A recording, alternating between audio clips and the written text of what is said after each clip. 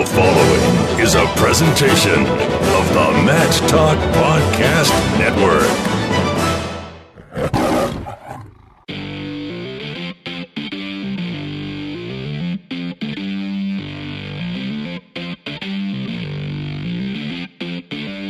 It's time for the ODU Wrestling Monarch Mattcast, a show dedicated to all things related to the Old Dominion Wrestling program.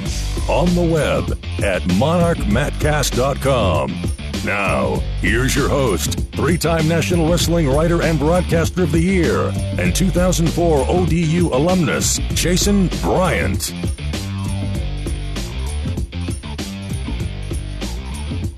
Episode 57 of the ODU Monarch Mattcast. Jason Bryant here with you today, talking with head wrestling coach Steve Martin as the Monarchs, fresh off a 16-15 home loss to NC State against the 7th-ranked Wolfpack. It's two losses to start the year. However, the opponents were number 6 and number 7 in the country. And Steve, we've talked about this before, but top loading that front half of the schedule. There's no rest for the weary when you come out in dual meet action for the Monarchs. That's correct. Our schedule was pretty loaded the first couple of dual meets. You know, we have another loaded team this weekend, so we thought we might as well just throw them right in the fire right off the start.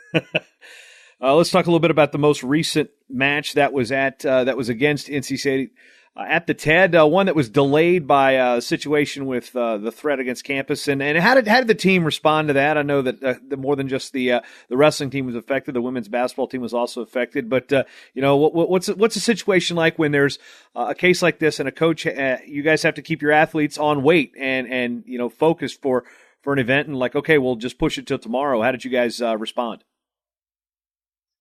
Actually, since we had trained like 5 days in a row, we gave them the day off. Because, to be honest with you, because when we first got the call in the morning that the match was going to be canceled, me and Pat Papalizzo had to figure out, what the best time was, and we had to go through our AD and their AD and come to, a reasonable situation. So the match was originally supposed to be on Friday morning, but we don't want to do that. So thank God we moved it to Friday night. But our kids, we just told them that they're grown men. They had trained 5 days in a row, so we gave them that actual day off. So they had pretty good pop the next night against Friday night when they wrestled against NC State. But they know what to do. They know how to keep the weight under control. So and it actually the match was teetering whether that was going to be canceled or not. But Pat and I are great friends, and he didn't have to reschedule, but he knew that we would have done the same thing for him. So. We appreciate them coming down and competing against us because, they are a top 10 team and they have everything to lose and we have everything to gain in that situation. One thing that was the highlight of the duel, Larry Early knocked off number 2, Hayden Hidley, who had only lost one other time in his college career, and that was in the NCAA finals last year against Penn State's Jason Alf. And I'm sitting here racking my brain and I'm trying to think of the only other win I can think of in memory, recent memory, that is as big as this individually during the regular season was probably when Chris Brown beat Mark Perry, but that was on the road. That was at a quad at St. Ed's against Iowa. Oddly enough, NC State and Iowa Central. I mean, can you think of another win that was this big individually in Monarch Wrestling in a dual meet? You know what? I haven't even thought about it, but that's probably they're probably both in the top 5, I would imagine. I've been coaching too long to remember any of those matches. I forgot about Chris beating Perry. But that was a good win when Chris beat Perry. Yeah, I do my best not to bring that up when I'm with Mark Perry on international trips. So I'll throw in the facts. Yeah, I went to Old Dominion. That's usually where the conversation stops when we talk with Mark Perry. One thing that's also interesting is episode 56. We got to talk with Josh Tyler, who's run the Savage Gentlemen. He was part of that the team that was in there when you took over the job, and you had a chance to listen to that episode. Brought back some memories and made it realize, wow, it's been like 15 years since you had to come in and retool the program. Yeah, I listened to that episode. It was crazy because that old wrestling room was a dungeon. There's no question. I can remember when I first took the job the first week, my son was about 6 months old and got locked inside the office, and me and my wife was panicking. We didn't know how to get in there. And of course, there was like, all kinds of objects that could have fell on him or whatever, but somehow we got in there. We called up security. I don't even know how we got in there, but I remember that wrestling room it was medieval, no question. Thank God we have unbelievable facilities now. But yeah, Tyler was one of the original 48, I think. Maybe at the end of the year we had 4 or 5 standing around. So definitely that's a testament to his fortitude to stick it out. And we're glad to see that he's doing great things, in his personal and business life right now. Good for him. What's also interesting, you talked about your son. You're just coming back from high school wrestling, where your son's wrestling at 106 pounds for Great Bridge. So those of us that remember when you got the gig and Max was just a wee little guy. Now, is it kind of odd sitting there and realize, man, okay, my youngest kid's in high school wrestling. Yikes. Not really. I mean, he is been working hard. He actually number one kid in the area tonight, so good for him. At first I wasn't quite sure how much he's going to like the sport, but he's kind of bought it in the last year or so. But yeah, I after we wrestled against Cincy State, we jumped in a car. Me and my wife, we drove 4 hours, got to the middle of Virginia at like 1 a.m. and 1:30 in the morning, and watched them wrestle all day long, and then came back on a Saturday night, and I just got out of practice and went over to watch him wrestle. So I'm trying to get over there as much as possible, for any of his matches. But yeah, he's 15 or so right now. Been a while. Now, I do have when you first let's going back some throwback stories. That first trip up to Lock Haven, that your first year, I remember jumping into vans with you guys heading up, and you still had guys that you were kind of yelling at from the stands that were on other college teams at the time. It was kind of like, I coached that guy, and it's like that itch. You just, it was kind of almost like a reflex.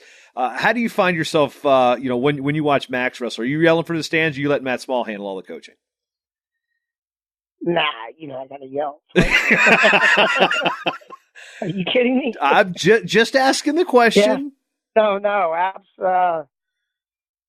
we got a pretty good relationship, so I told him 1 or 2 things beforehand, but Matt had pretty much already taken care of the situation because he's yelling the same stuff when he went out there. So, I saw a former high school ref had to jump on him a couple of times. He was not just in Max's match, but he was making some crazy calls. And in the match, he's like, "Why are you still yelling at me?" I said, "I was just joking." So, one thing, I like giving the ref a hard time. Well, yeah, you always kind of did that anyway. Now, as we move back to the college thing, and we'll pay attention to what Max is doing later on down the line. We've got the match against Missouri, which that was Missouri. You always hit Missouri early in the year, and then it's always kind of a deceptive score. You compete better at the end of the year, but NC State, the last couple times they've kind of laid the wood to ODU a little bit, and what do you think the difference was this time? It looked like that the Monarchs came to compete more so than they have against Missouri, and one upset. There was a close call late. We can get into that later, but matching up with the number 7 team in the country. Granted, they didn't have Sean Faust in there at 125 and Justin Oliver, but they've been wrestling without Faust pretty much at the beginning of the year, the last 3-4 years anyway. So just overall impressions about how the team fought against NC State, and what was the difference between the Pac and the match against Missouri? Well, first of all, Sean Faust looked like we were 150 pounds when we were weighing in. So they could only weigh in then 6 or 7 times. They're gonna that poor kid. I don't know how he makes the weight. He is very tough. But we were excited. We were ready to roll with them. We came out. McGee, beat Storm. He was undefeated. But we couldn't get a major, which was we thought we could, and we made a decision. We got about 4 or 5 33-pounders. We can't quite figure out who the guy is. I think Cardinelli did a great job bumping up from 25 to 33. He got measured, but he went from weighing 130 to 142 or 43.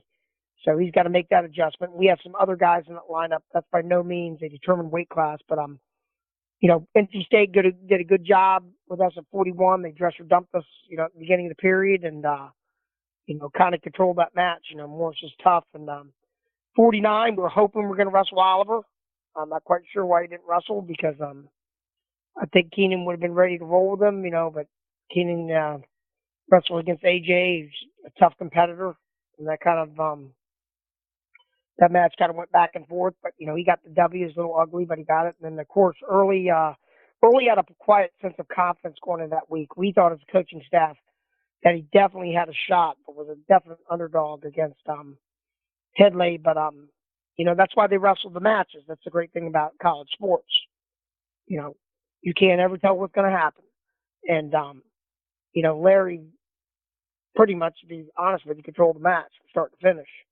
So good for him. At 65, I just talked to the referee today about that match. We had a controversial no-call takedown at the end, and the ref told us if we would have another half a second, we would have got it. We went to video reviews. That would have been the dual meet. That would have tipped the iceberg on the dual meet. And then 74, something looked great. No team won, and AG gave Greenan, who's second in the world team ladder, a 3-0 match. It was in the single the first period. 97 got a little bit better. We took our licks there, and then Will Hillary did a great job at heavyweight. So all in all, whether somebody was out or not, it's like we have people out all the time. I think that's how college wrestling is. They scrapped. They fought, I think, is the main thing. Not to say they didn't do it when we wrestled Mizzou, but bottom line, it's all about matchups in the dual meet. All about matchups. And Missouri, maybe we didn't match up quite as well. I don't know. If we wrestled the second time, it might be a different outcome. But, we're very fortunate to be able to wrestle 2 top 10 teams and stand 2 weeks. That's how I look at it. Breaking this down a little bit more now, Mikhail McGee back in the lineup, finished a solid performance at the Navy Classic. Lost to Shakur Laney, who is going to be one of the guys he's got to go through in the MAC to win and repeat as a MAC champion. But Zurich Storm, he had wrestled him last year and was winning a match and then got pinned up at the Hokie Open. Was there any film from last year in that match that you guys looked at and be like, okay, don't do that again? Yes, he has one trick hold, and there was no way we were going to get put in that situation again. Ever. You get a trick hold that works once. But you got to give credit to Storm. He's a competitor. I mean, we were working for bonus, and, he wouldn't lie down and take it. So, McGee's just starting to get in his rhythm. He was overcoming an injury. He didn't wrestle in the first 2 dual meets. He was out for 5-6 weeks at the beginning of the year, which I think for him is really going to be a big positive because he really didn't go through that grind in September and October. He just got cleared at the end of October. But actually, I think the Wednesday before the Missouri match to compete. So that this shortened season, I think, is really going to benefit him. I think at the end of the day.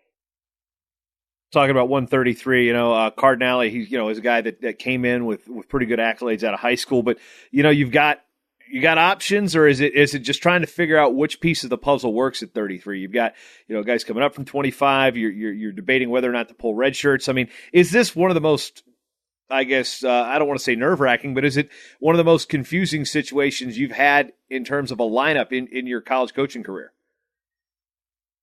Well, I'll say this. There's 4 options, and all 4 of them could work.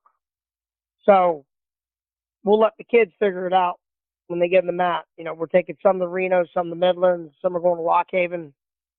There's plenty of opportunities, and they're all very competitive with each other. So, you got Simpson, who's been around for a couple of years. You got Haywood, who's true freshman. You got Majet, redshirt freshman. Then you got Cardinale. You got 4 people that can all wrestle, but they just haven't been as consistent as we'd like to see. So, I'm not a big fan of wrestle-offs. I think they're pretty much, they really don't mean a whole lot. I'm more a fan of who can wrestle under the lights, who can function in a 1-hour weigh-in and dual meet, and who can score a lot of points when it counts. So, we are still trying to figure that out, and that might take a while to figure out, to be honest with you, unless somebody just steps up and puts the world on fire.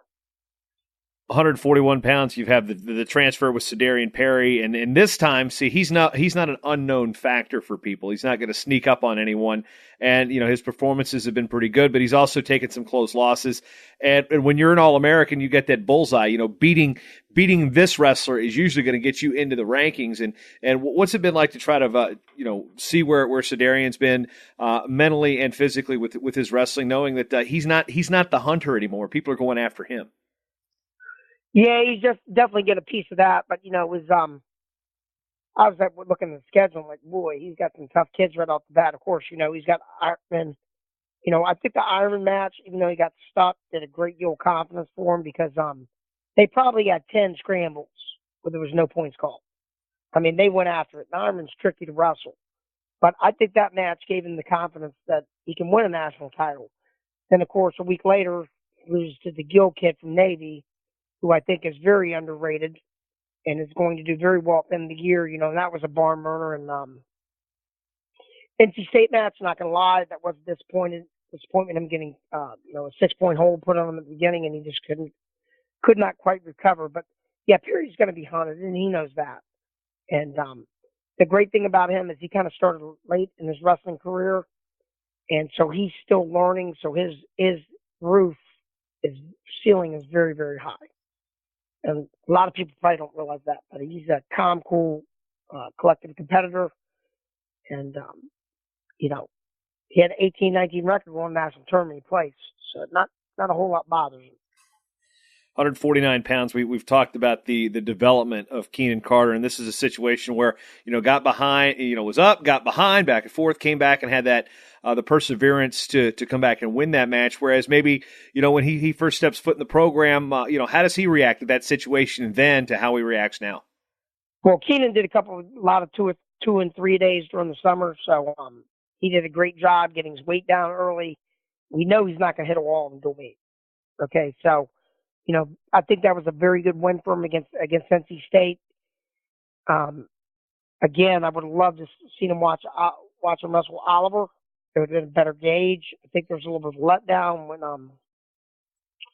AJ went out there. Not to say that AJ's not a great wrestler, but Oliver has placed at the NCAA tournament, and Keenan's able to handle that pressure and work through situations, a lot better than he did a couple of years ago. I'll say that. Adding to that fact, we also have Kevin Budak that's descending down to 149. They'll be wrestling in Reno and Midlands. So 49 is not a done weight by any means. I think when you have two good guys, like Budak's like 12-4 at 157, but he was just too little for the weight class. So we're looking forward to helping that healthy competition make both these guys better. Now we can focus in on Larry Early here, and again, when he came into the program, he was one of the top, if not the top recruit in his weight class, and he came in. It took him a little bit to get his feet under him here at Old Dominion. Then last year, this was the match, and I actually said it on another show earlier this week that this is the match when the match last year is like, okay, Hidley Early, let's see what happens here, because it was last year it was the breakout win for Hayden Hidley, who didn't really, he was really good coming out of high school, but the question was where was his high water mark, and then he went on and went on and got the major decision over Larry last year, and then had that great tournament, great season where he ended up second in the country. And now is this something that it's Larry Early finally getting his confidence back, wrestling like he is expected to, or was it something that he was just ready for this match specifically? Was Hidley a freshman last year? Yes, he was. Redshirt. Redshirt freshman. Oh, he's a true freshman. He's a redshirt freshman last year. Okay. Headley took it to Early last year at the beginning of the match and took him down and turned him. Is what my memory of that was. But I think with Larry, it boils down to one thing: discipline. And at that point in time in his career, he did not have a whole lot of discipline cutting weight, and he's just starting to figure that out. And he's grown a lot as a person, I would say, after the national tournament. He had a 2-2 tournament, all right, not great, but I think that kind of showed him, how good he was. And I know he's highly sought after in high school, but, I really think any time that you have a transfer, it takes them a semester or two to get their feet underneath them. And but Larry is doing everything right in every aspect of his life, academically, on and off the mat. He's getting extra workouts in. He's keeping his weight down. I think, he's paying the extra little price that's going to give you the edge in the long run.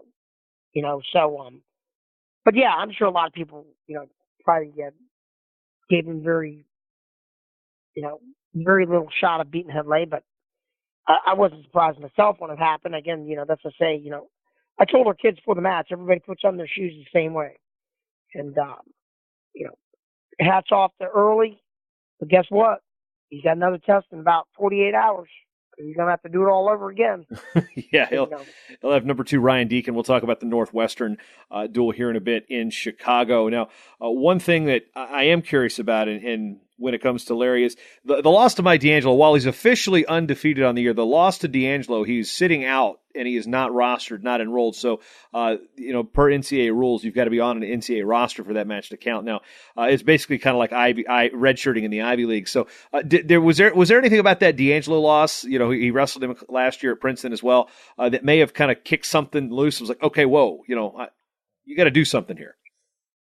Well, basically what happened with that is Larry made the not very smart decision of icing his knee, and they called him up very quickly, and his knee was still numb when he went out there, not to make an excuse, but he probably shouldn't put ice on his knee at all and got ready for it. But them open, that's the bad thing about opens. The matches come at you right and left. So physically when he went out there, his knee was probably numb for the first 2 minutes, to be honest with you. But D'Angelo's good. You have to be ready to roll. But I think it did make him look at his wrestling a little bit, as far as, you have to prepare the right way for every match. So, losses are good in my book. They're not always bad because nobody looks at themselves when they're winning. When they're losing, they might analyze it. Moving to 165, 174. This was a switch. Beginning of the year, Selden Wright was back down at 65, where he wrestled his first 2 years, and Shane Jones was up 2 weights to 74. Now, Navy Classic, Selden didn't wrestle. We've got Shane making his descent down. So what was the situation behind switching weights at this point in the year with these two? Well, after a Missouri match, we knew we had to make changes. We knew we had to do something. You can't keep the lineup the same with those results. Because at the end of the day, Missouri pretty much pounded us at the end of the day. Any way, shape, and form, they've been looking at the score. So we knew we had to make some changes to give ourselves a better chance for both the individuals and the team. Shane is a 65-pounder. He's not a 74. Selden's a 74. He's not a 65. Selden was focusing way too much on cutting weight versus getting better. So it was an easy call for me, after the Missouri match, Flynn's good, but I don't think Flynn's 7 or 8 points better than us. And, when your body can't function, it can't function. Shane is very disciplined, and, because the NCAA weight loss descent plans, we had to wait for 2 weeks. So right after the match, the next day we made the decision. And both kids, we called them in. We asked both kids what they wanted to do. They both told us, and we pulled them both in. So there was no dissension. So it was the guys were making the call, not the coaches. And I think it turned out great. I think they're both in a better spot. I mean, shoot, Shane almost beat a top 20 kids. Who knew who Shane Jones was 3 years ago? He didn't even place in the PA States. But, now he's, on the cusp of beating top 20 kids, which is good for him. Yeah, what's that do for an athlete's mindset when they go in that situation? For lack of a better term, let's not sugarcoat it. You're right. Nobody knew who Shane Jones was coming out of high school, and now he's in a starting spot at a Division I school against one of the Bullard twins who are out of Georgia, were top 5 coming out of high school at their respective weight classes, wrestling for a power program and a top 10 team. This is not a match. This is a match you're like on paper, like no way the kid nobody's ever heard of should be in this match. And what's that say about Shane Jones' development and maybe how close he is to kind of jumping levels? I think you got to give a lot of credit to, Steven Rodriguez, because he worked with Early, he worked with Jones, he worked with Wright. I think that's the edge. There's no question, because he will basically, take it to those guys, and they know when they're going with him that they've reached a level. And the good thing about Rodriguez is he teaches very good, solid technique and can analyze your weaknesses. And he's been very instrumental in Jones. It's kind of taking him under his wing, to be honest with you. But Jones, I didn't even know who Shane Jones was. I was at a Pee Wee tournament watching my kid wrestle when Paul Clavell called me up from Blair Academy. I think he was might have been still coaching at the time, and said, "Hey, one of my buddy's sons wants to come to ODU." And Shane's sister was playing field hockey, so that's kind of how he ended up at ODU. If Paul Clavell had not placed that call, he would have never been here. And he's a great kid. He's on the Student Athletic Advisory Committee. He's a Dean's List student every year. Everybody loves him, as well as Carter and Jones are team captains, because they kind of set the tone for the whole team. But Jones told me he was going to beat the kid before the dual meet. Because I asked him 2 days before, I said, "You ready for this? You think you can go with this kid?" He goes, "I'm going to beat him, coach." So you got to like that. And he actually believed it. So he can feel himself getting better at the end of the day. And so we're looking for great things out of him this year. And what about Selden? Senior, he's been in the lineup. He's been to the show a couple times. Getting a win in overtime against another nationally ranked kid, the other Bullard. And was that something that was like, okay, see you're back on track. This is where you need to be. Absolutely. I mean, Selden's got unbelievable talent, and I think the weight class works for him because they're a little bit slower at 74 than the 65.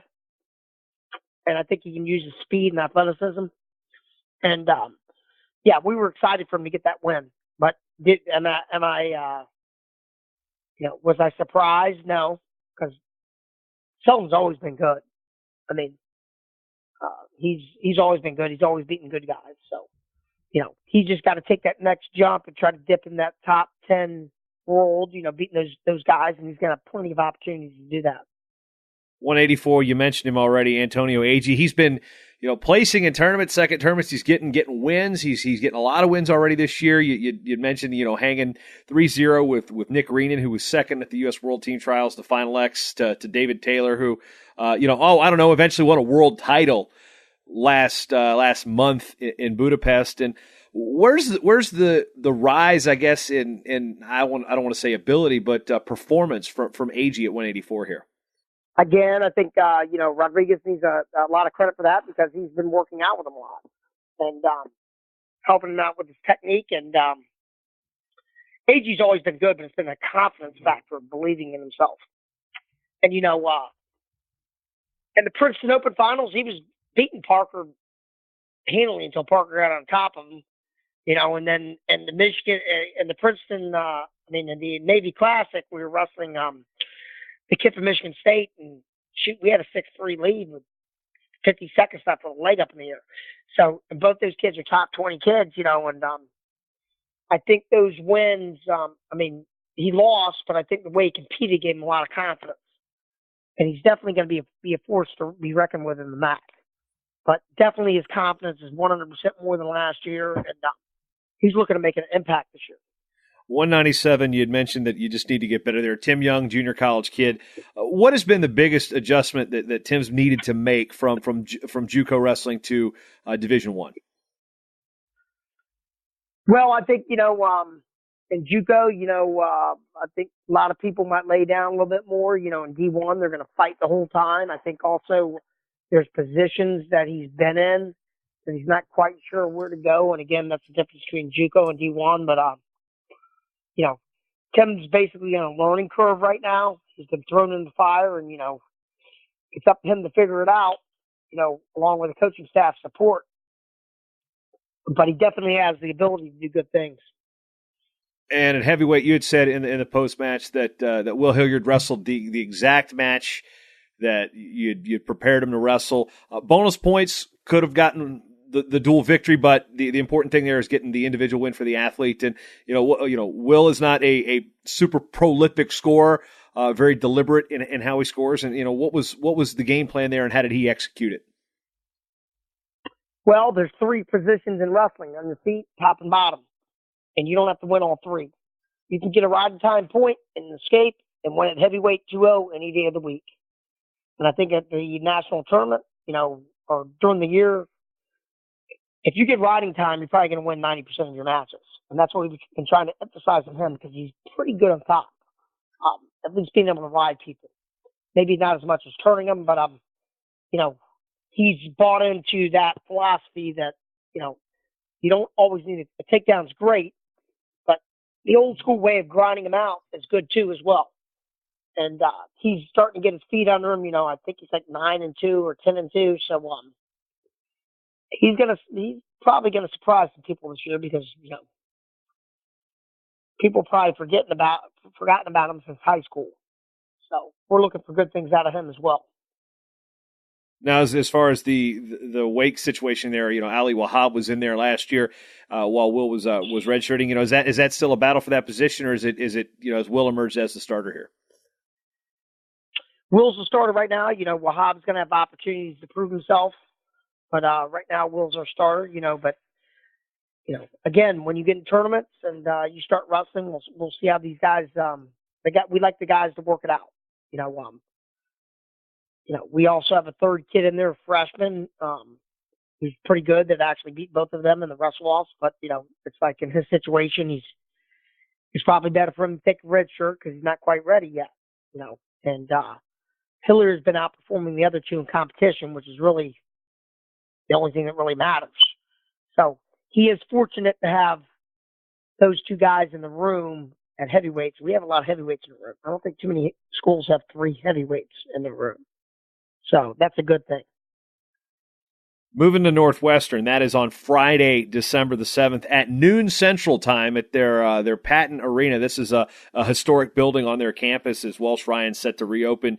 It's not where we won't be there for the Midlands this year, but this Patton gym, Northwestern just had a win, a couple weeks ago against number 10 Virginia Tech, and looking at the lineup wise, they've got some hammers in there. Johnny Sebastian in there at 74, Sebastian Rivera at 125.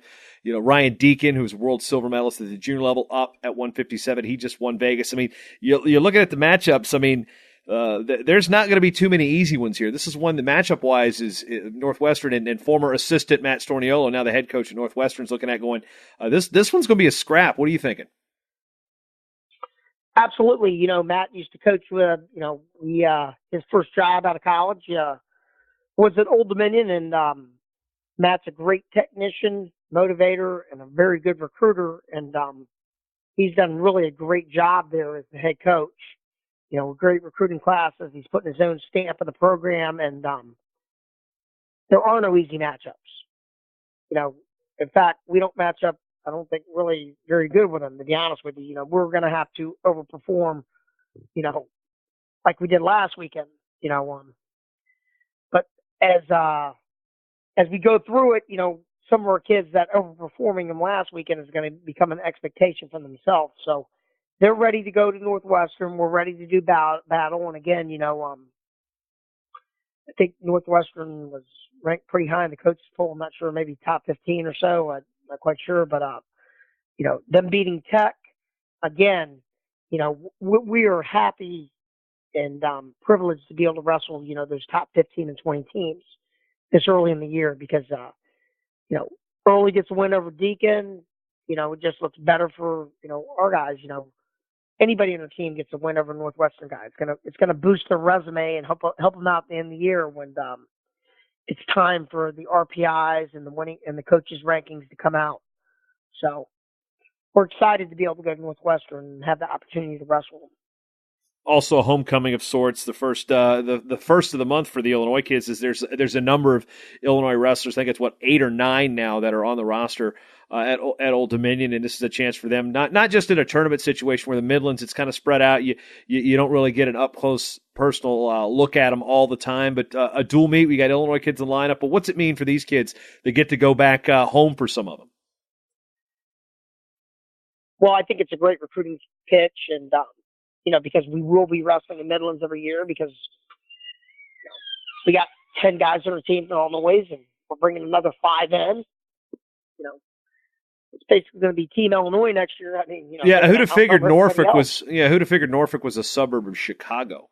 I mean, based on wrestling. Well, so they must think it's close to the beach, like Lake Michigan or whatever that lake is out there. of Northwestern. But yeah, it's the Midlands is a great opportunity for guys to go back and wrestle from the families, which we're very committed to do that, and it actually gives them 4 or 5 extra days at home as well. So that's a win-win. But the Midlands is an unbelievable tournament. I think most of our Illinois guys are going to be in that tournament actually, either wrestling attached or unattached. So we're excited to be able to take our Illinois guys back to their home state and wrestle in front of their friends and family. And as we look at Northwestern, I'm just jotting this down on paper based on what I know. I've got probably on paper Northwestern favored clearly at 5 weights with 3 toss-ups and ODU favored at 2. So yeah, like you said, you're going to have to wrestle above the sub because again, matchups wise, when you wrestle one team one way, it's not necessarily going to be the same way versus another because strengths, weaknesses, the way certain athletes hit, how they're cutting their weight, how they're coming off the scale, where the match starts, all those things come into play. But it's one of those things that matches aren't wrestled on paper. So we'll just let Monarch Nation check out the match again on Friday at noon Central. That is out in Evanston. So, Steve, any final thoughts as we head into the end of the semester? You got this, then you're going to take a couple weeks off from a couple weeks off, and then head to Reno. First time ODU's been out there. So, how are we closing out this semester with these last 2 competitions? Well, we got to get past the Northwestern deal first, and then we go to Reno. December 18th and 19th out there. And, that's a great tournament. We're excited to be able to wrestle some schools from the West Coast. And then our Midlands date is we're going to be taking 6 individuals attached. That does not count against your dates. And we have I think about 3 or 4 more kids that have decided to wrestle unattached. So there's a lot of wrestling going on. Right off after that, when we get back from Midlands, we have Central Michigan and UNI. We start a MAC full meet schedule. So I think really the important thing is we have to take advantage of opportunities at both tournaments. When we see ranked kids or kids with great resumes, we got to look at that as an opportunity to basically either up our seed at the NCAA tournament or qualify a bid for a conference at the weight. So that's what we're really looking at these last couple competitions, and they're all tough enough where, we have great opportunities. So we're very excited about that. ODU wrestling coach Steve Martin as we prepare for Northwestern. That is on December 7th, noon Central Time up there before the Monarchs take a couple days off. Actually, probably about a week and a half off before heading to Reno. So, Coach Martin, best of luck down the line, and we'll see you next time. All right. Thanks a lot, bro.